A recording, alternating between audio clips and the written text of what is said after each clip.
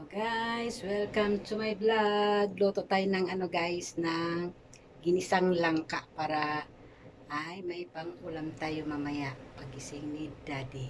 So, ito guys, gisa naman ang gagawin natin para maiba naman kasi regular talaga nating nakikita no sa ating napapanood na pagluluto ng langka ay talaga laging ginagataan. So akin naman, iba naman ay gigisahin natin. So ipakita ko sa inyo ang ating mga sangkap sa ating lulutuin. Tara. Ayan guys, yung ating nangka sa amin tawag dyan guys, na gulay. Ayan. Tapos, ayan yung ating barbecue. Ayan, na karnit. Tapos, pork. Tapos, yun, may mga sangkap na tayong gigisay ng mga sibuyas, bawang, kamatis, at luya, siling, haba na green. At meron tayong mga seasoning, tulad ng nor, pork, cubes, at yung ating, rin po, juice, calamansi juice. Maglalagay tayo niyan guys, para iwas nasisira agad yung ating lulutuing ulam. Yun po yung dito, purpose ng ating calamansi juice. Ayan. So, ito naman kamatis. Maglagay tayo yan guys kasi gisahin naman natin siya. Hindi na naman natin siya gatain. Kaya pwede rin natin siyang lagyan ng kamatis. Ayan. So, start na tayo guys ng ating pagluto. Ayan. Ayan. Maglalagay tayo ng oil. Ayan.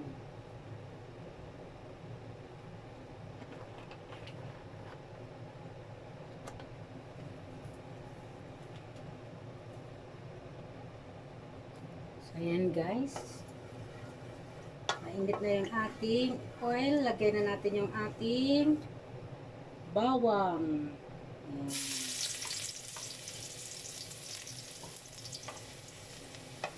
Konting brown lang sa bawang guys. Huwag natin siya masyadong ka-brown ng gusto. Sunod na natin yung ating sibuyas. Ayan.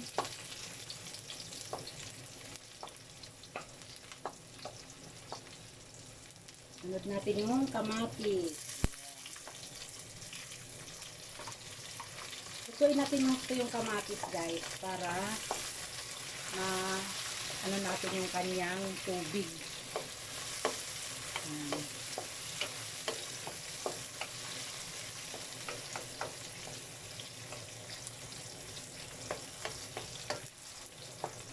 So, isunod naman natin yung luya para sakto maluto yung kamatis. Kaya ilagay na natin yung ating luya. Yan.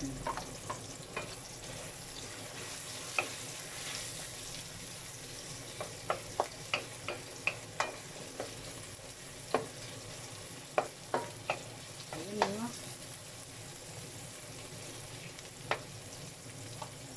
Sunod naman natin yung ating barbecue. Ayan. Pork barbecue.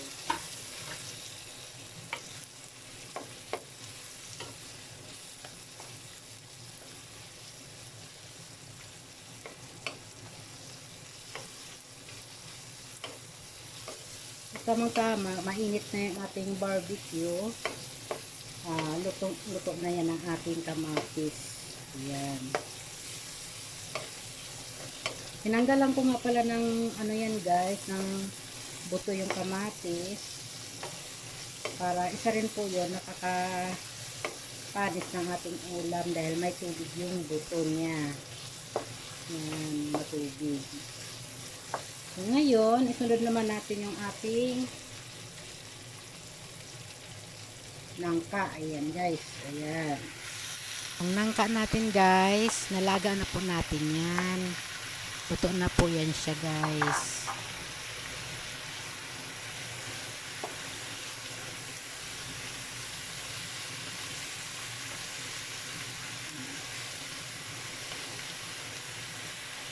So, i-stay muna natin ng ganyan ang ating gulay para maluto talaga ng gusto yung kamatis sa ilalim ng mga 1 minutes. Ayan.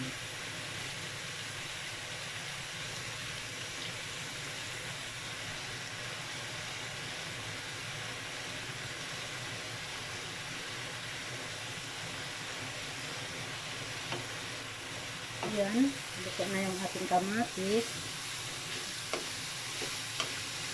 Ito yung gusto ni Daddy guys na pagkakaluto ng ating gulay na gisa lang. Wala siyang niyog. Bata. Ayan.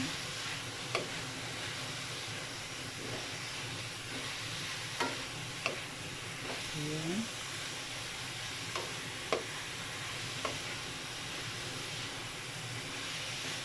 Initin natin siya ng gusto, tsaka natin siya lalagyan ng kaunti tubig. Sabawan natin siya ng kaunti. Ayan. So, siguro nasabi nyo bakit nagsasabaw ako tapos pinapaano ko yung kamatis. So, iba naman po yung kamatis, tubig ng kamatis sa tubig na isasabaw natin.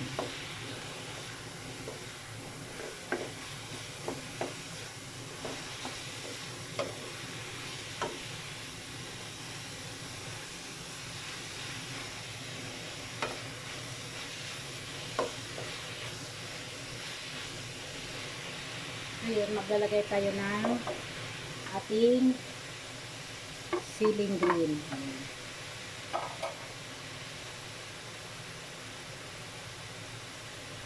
Ating pamintang pino. Turog.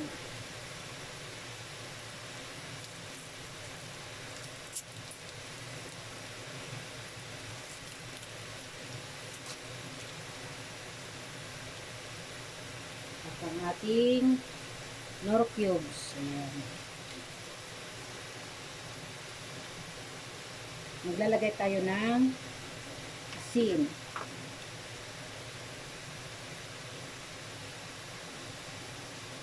Ilagay natin ng konti lang. Ayan. Kasi maglalagay pa tayo ng patis.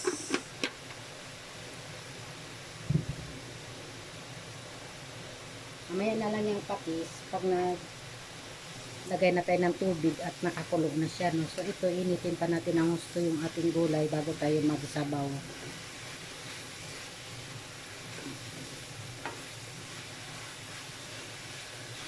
So yun.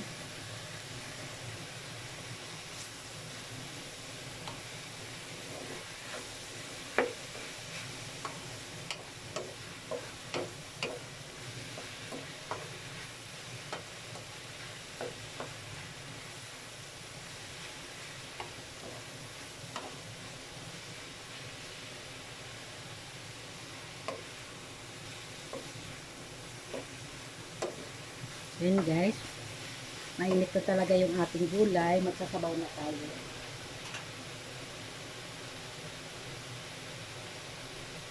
Mas better ang isabaw dyan kung may hot water kayo, mas maganda yun.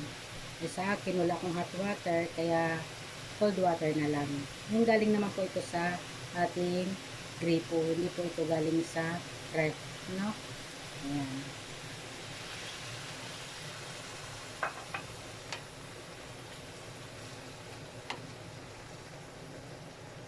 Ayan, magdagdag pa tayo ng isang baso kasi sisip-sipin niya pa yan.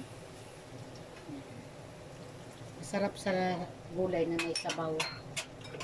Para ika nga, madaling lunukin yung ating kinakain pag may sabaw-sabaw. Ayan. Ayan, masarap sa nangka. Ano? Walang gata.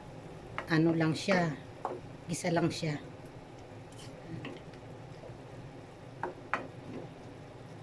Tapos maglalagay tayo ng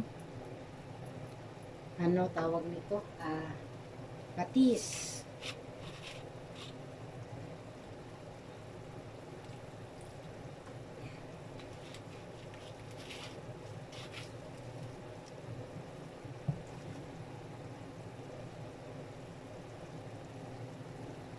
So yun guys, takpan natin siya para naman siya ay makulo ng maayos. Ayan.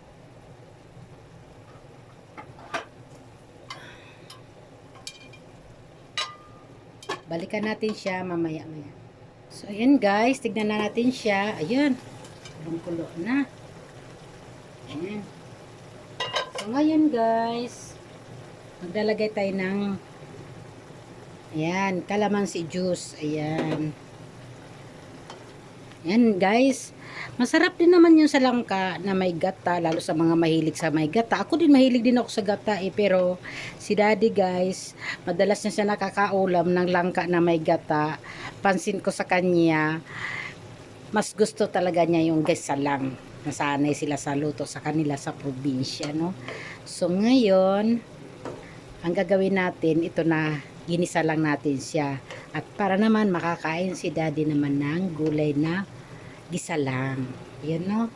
Minsan naman paminsan naman natin ay bigyan natin ng gusto ang ating mga mister ng kanilang gustong ulam. So yan, naparami si daddy ang kain niya mamaya.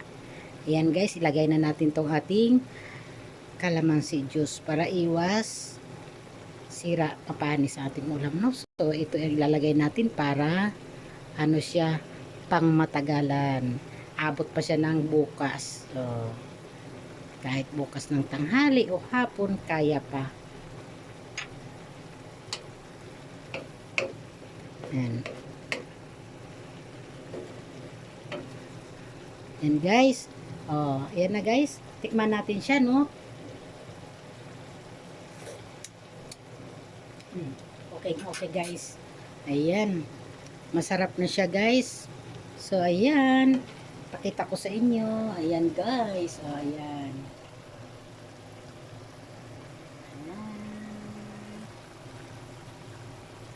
So ayan guys, luto na ang ating ginisang nangka. Ayan guys.